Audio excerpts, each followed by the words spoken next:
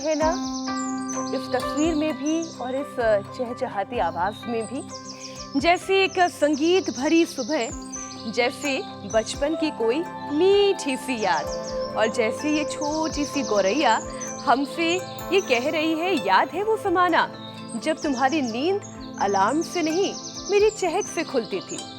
मैं वही नन्ही सी गौरैया हूँ, तुम्हारे आंगन की रौनक, खेतों की रखवाली और कुदरत के संतुलन की छोटी सी साथी।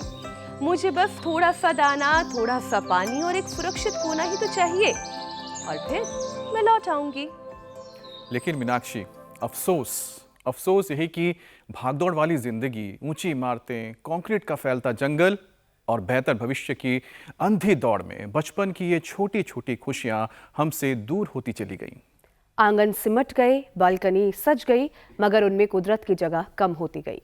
हाल ये है कि जो गौरैया कभी हर घर की सदस्य थी, अब कई बच्चों को वो सिर्फ तस्वीरों और कहानियों में ही दिखती हैं। और शायद यही वजह है कि आज पूरी दुनिया खुशहाली को नए नजरिए से देख रही है। लेकिन सिर्फ पैसा, इमारतें और तरक्की काफी नहीं है।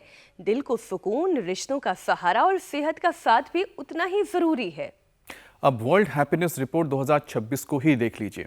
फिनलैंड फिर सबसे खुशहाल देश बना है। उसके बाद आइसलैंड है, डेनमार्क है, कोस्टा रिका है और स्वीडन टॉप 5 में है। जबकि भारत 147 देशों के इस लिस्ट में 116वें नंबर पर है।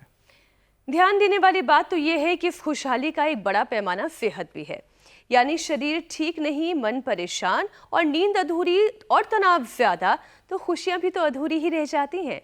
आज युवाओं में बढ़ता हुआ स्ट्रेस, स्क्रीन पर लंबा वक्त, कम होती हुई फिजिकल एक्टिविटी और जल्दी पनपते हुए हेल्थ रिस्क एक बड़ा सवाल बन चुके हैं। तो आज बात सिर्फ गौरैया बचाने की नहीं, अपने भीतर की वो खुशी ढूंढने की भी है जो कुदरत के करीब जाकर मिलती है। बालकनी में पानी रखिए, थोड़ा दाना डालिए और अपनी जिंदगी में भी थोड़ा ठहराव लाइए। क्योंकि जहाँ प्रकृति लौटती है वहीं मुस्कान भी लौटती है, और जहाँ सेहत संभलती है वहीं से खुशहाली की असली शुरुआत भी होती है। तो चलिए आज इसी खुशहाली, सेहत और जीवन के संतुलन की बात योग गुरु स्वामी रामदेव जी से करते हैं। बहुत बहुत स्वागत आपका। प्रणाम स्वामी जी। स्वामी जी।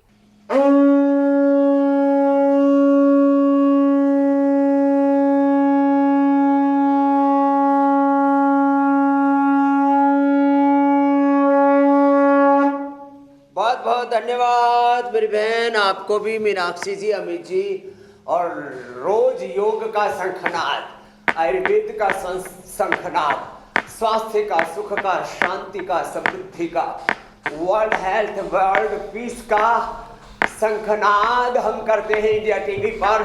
और सुबह सुबह पूरे देश को जगाते हैं, रोग मुक्त बनाते हैं। और ये रोग मुक्ति और जीवन मुक्ति का सूत्र जो है हंसते खेलते हम देते हैं। योगी जोगी पूरा कर सके तो पूरा, नहीं तो यहाँ से तो शुरुआत तो करें। और जब ऐसा करते हैं तब सच में पूरा जीवन रूपांतरित होता है। अच्छे दिन योग से ही आएंगे, कर्म योग से आएंगे। ये ऐसे, ये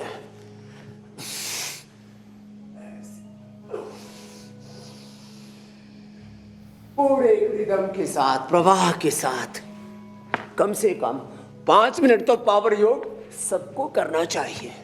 मैं भी करता हूँ, और मीनाक्षी ज्योत्सना, हमारे ईशा, हुसैन, अमित सब करते हैं। ऐसा हमने एक स्वभाव में बना दिया है कि भाई सुबह सुबह एक बार तो सबको योग ठोक करके करना, दबा करके करना, जम करके, रज करके कहते हैं करना, ऐसे ये।